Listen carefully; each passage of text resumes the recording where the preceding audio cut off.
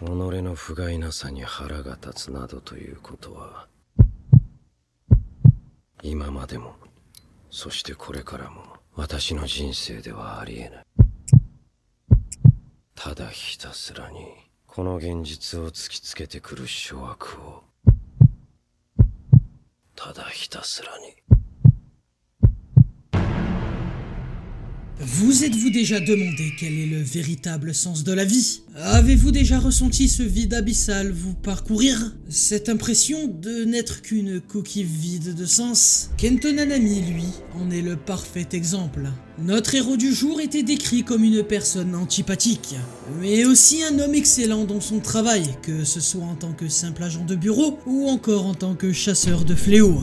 Tiraillé par le dilemme de poursuivre son rêve ou accomplir son devoir, notre héros du jour se verra jongler entre la vie parfaitement banale de citoyen et celle d'un puissant exorciste. Lui, qui aura vu les êtres qu'il chérissait, les amis qu'il aimait, disparaître du jour au lendemain. Mais malgré les hauts et les bas, la carapace de Nanami ne faillira pas. Alors, il décidera finalement d'embrasser à la fois son rêve et son devoir, se battant dans l'ombre pour protéger ce qu'il chérit. Ainsi, laissez-moi vous conter ce récit. Laissez-moi vous parler d'un homme ne recherchant que calme et sérénité. Laissez-moi vous parler d'un exorciste aussi craint qu'attachant. Enfin, laissez-moi vous parler de l'exorciste de classe 1, Nanami Kento.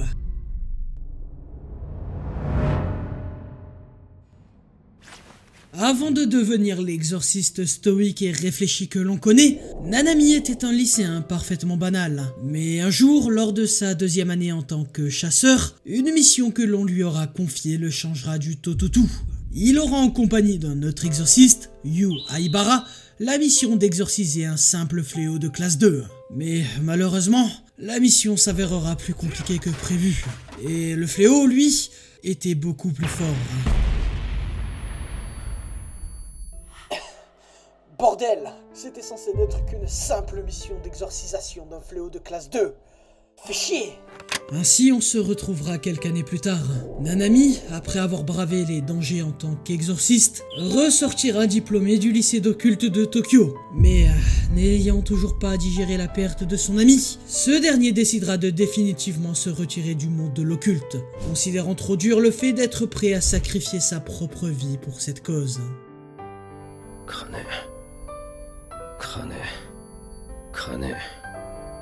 Dès lors, Nanami plongera dans un océan vide de sens, travaillant pour le compte d'une société en tant qu'employé de bureau, dans le seul et unique but de réunir suffisamment d'argent pour disparaître définitivement. Mais un jour, alors qu'il se rendait dans une boulangerie, Nanami ressentira la présence d'un fléau, et c'est en l'exorcisant que ce dernier prendra conscience de son devoir et de sa place dans ce monde.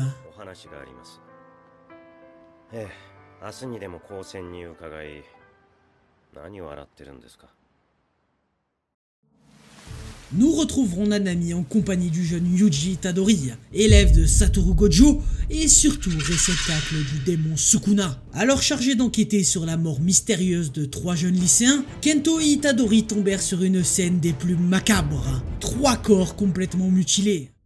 Ainsi, leurs recherches les amèneront à faire la rencontre de 2 fléaux. Et alors un combat débuta, permettant à Nanami de jauger les compétences de Yuji au combat. Mais alors qu'il allait les achever, Nanami stoppera Yuji et enverra les fléaux se faire analyser par Shoko Ieri. Observations qui révéleront la véritable nature humaine de ces fléaux. Cette piste en poche, Nanami chargera Yuji d'enquêter sur le seul témoin présent au moment du crime, pendant que ce dernier se dirigera vers le coupable.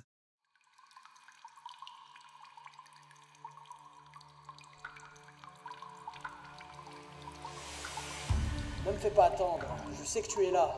Ils ont beau ne plus ressembler à rien. Tuer des humains me met en rogne. Mahito se montrera alors. Kento foncera sur Mahito. En vain, le fléau esquivera chaque attaque de l'exorciste, sourire aux lèvres. Puis un coup de pied de la part de Nanami qui aura pour effet de faire reculer le fléau. Alors, l'exorciste utilisera son sort inné, la division par 10, consistant à tracer une ligne sur sa cible, puis à frapper un point précis selon la règle des 7-3 pour créer un point faible et infliger un coup critique. La puissance du coup sera telle que la main de Mahito s'en verra presque tranchée, et ça, à la surprise du fléau. Tiens, je m'étais pourtant protégé avec de l'énergie occulte. Comment ça fonctionne?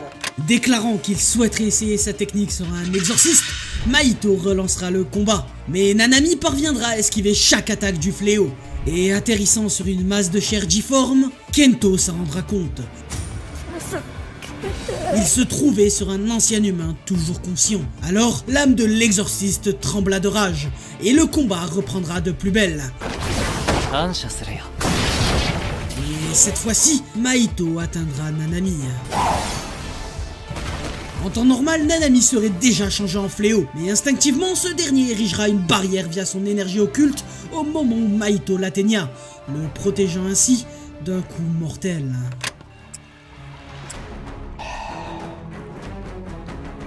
Comme c'est dommage. À partir de maintenant,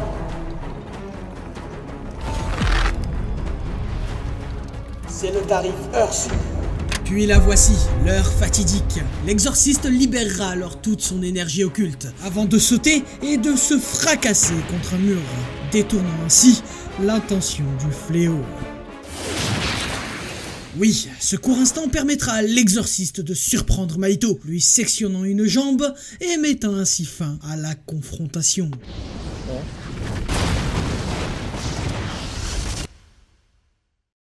Plus tard, Yuji se rendra au lycée de Junpei, et malgré les mises en garde de Nanami, ce dernier fera la rencontre de Mahito. Le fléau s'en prendra à Junpei, le changeant à son tour en fléau, provoquant un mélange de tristesse et de rage en Yuji.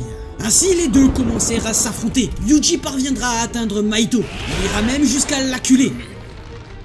Enfin, ça...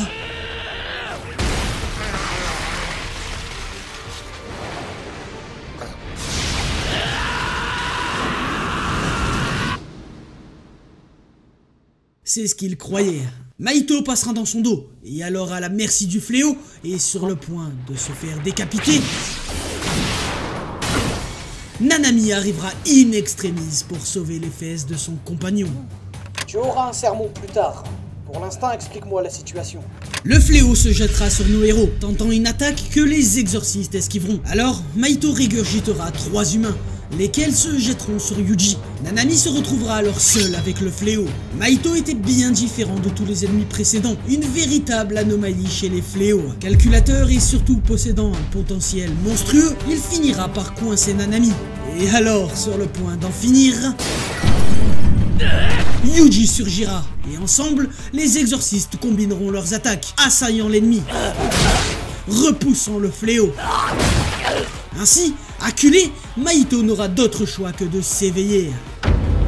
Oui, Mahito déploiera son extension de territoire, l'orbe d'isolement.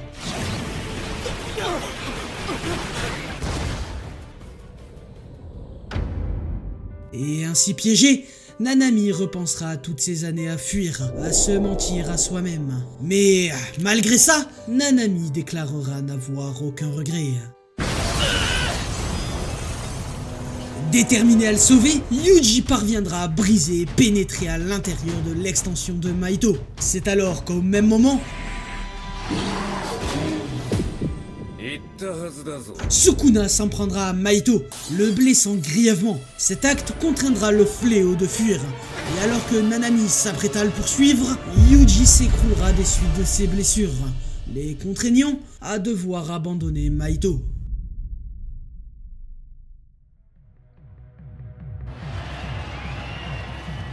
Le 31 octobre à Shibuya est une date sinistre dans l'histoire. Alors que la fête d'Halloween bat son plein, un groupe de fléaux mettra en marche sa conspiration. Leur but était de définitivement sceller le plus puissant des exorcistes, Gojo Satoru, à l'aide d'un objet maudit. Pendant ce temps, Nanami, qui se trouvait aux abords de Shibuya, fut informé de la réussite de leur plan. Alors, il décidera d'immédiatement intervenir.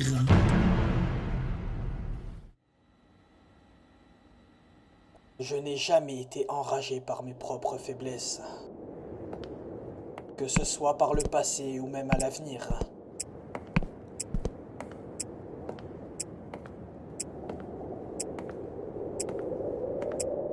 revanche. À chaque fois que je suis témoin de la cruauté du monde, c'est une autre histoire. Enragé de voir l'un de ses plus fidèles collègues au bord de la mort, Nanami se mettra en route.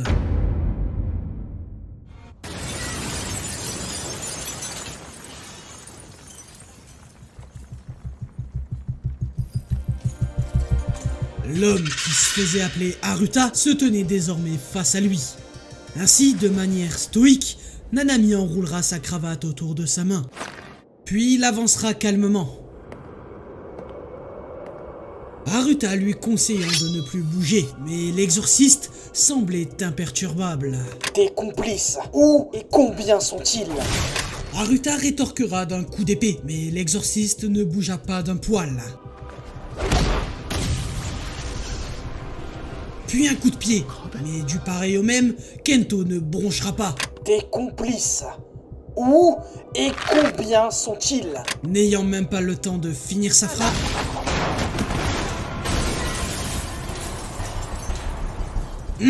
je disais, Haruta se mangera une grosse mandale par Nanami, l'envoyant valser contre un mur.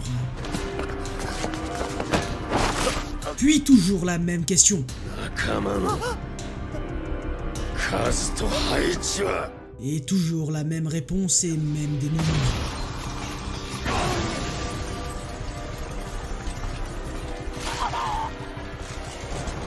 Avant d'arriver ici, j'ai vu de nombreux assistants morts. C'est toi qui les as tués?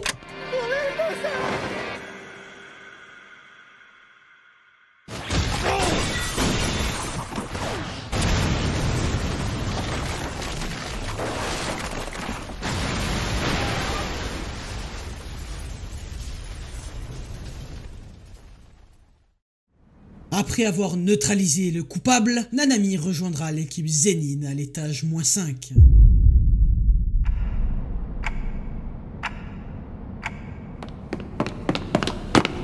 Puis le voici, se tenant face aux exorcistes. Le dernier membre de l'équipe de Geto, Dagon. Naobito utilisera alors son sort et d'un coup de poing fulgurant enverra Dagon bouffer du placo. Dis le fléau. Sais-tu combien il y a d'images par seconde en animation? Le vieux Zenin décrira alors son sort. Étant directement inspiré des techniques d'animation, son sort lui permet de diviser une seconde en 24 segments d'image. Pour faire simple, en se focalisant sur une cible, Naobito peut la forcer à se déplacer à la vitesse d'une 24e de seconde, sous peine de se figer pendant une seconde.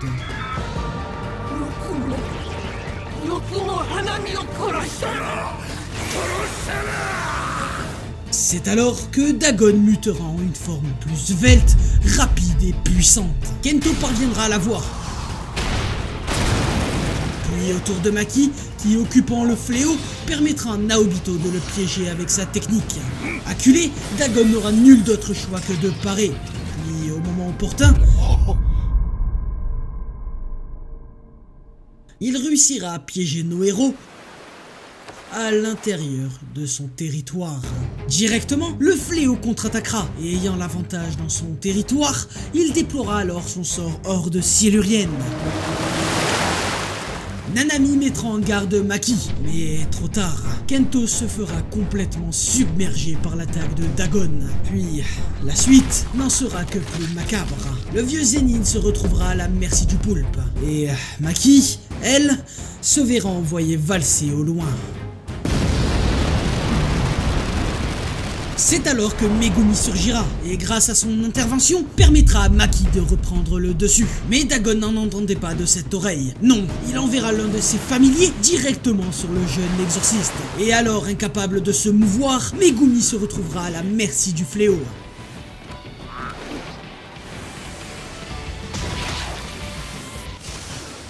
Puis, surgissant tel un fantôme, Kento sauvera Megumi in extremis, tranchant chaque familier qui avait le malheur de s'en approcher via son sort de division par 10.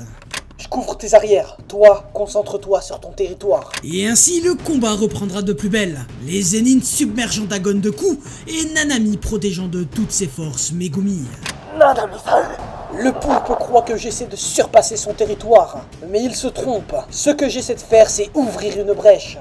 La barrière à mes pieds est faible, je peux vous faire passer quand vous le voulez.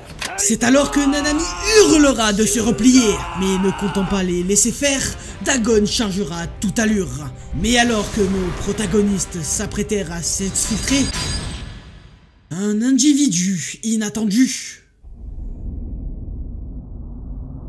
fit son entrée.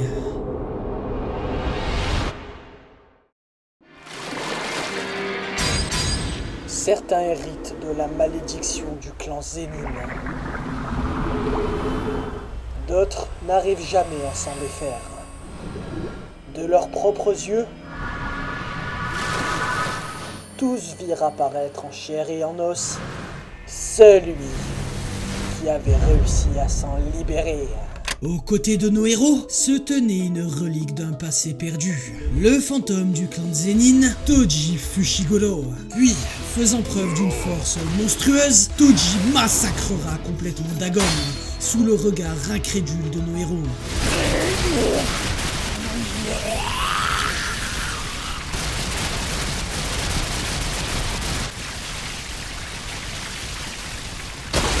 Malgré tout, nos héros n'étaient pas sortis d'affaire, ne connaissant pas les réelles intentions de Toji.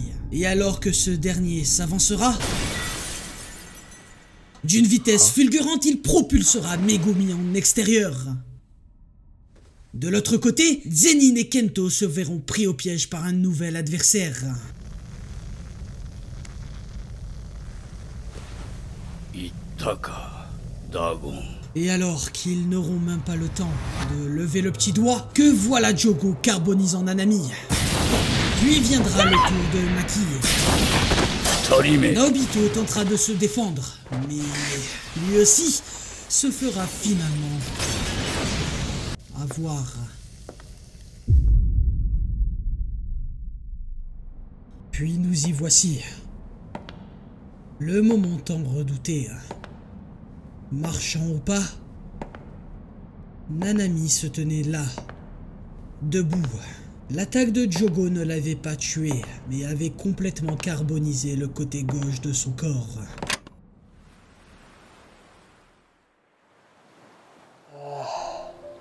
La Malaisie.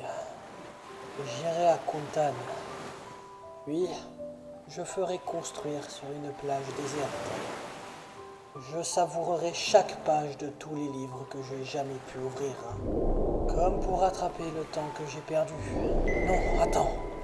Je dois aller aider Fushiguro, Maki et le vieux Naobito. Je suis fatigué. Tellement fatigué. Ainsi, fredonnant son espoir d'une vie qu'il n'a jamais pu avoir, Nanami se jettera corps perdu dans une dernière danse. Tranchant, découpant, explosant chaque fléau. Et malgré son état, jamais il ne mettra genou à terre. Il continuera à se battre pour ses collègues, mais aussi pour un avenir meilleur. Enfin, nous y voici. Il n'en restait plus qu'un, se tenant dans son dos. Le fléau nommé Maito. ダメだ。それは違う。 Nanami refera son ancien compagnon. Avant de se retourner une dernière fois pour prononcer ces derniers mots. 虎杖君。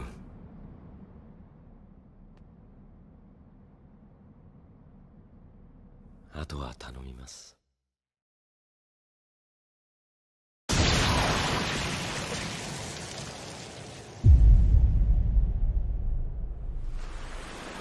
Il n'existe pas de réelle réponse sur le véritable sens de la vie. Il en revient à tout à chacun le choix d'en décider. L'utilitarisme définit le sens de la vie comme étant une éternelle recherche de bonheur et du bien-être, tant pour soi que pour autrui. De ton côté, tu n'auras jamais caché ce côté altruiste de ta personnalité, répondant toujours présent pour aider tes compagnons.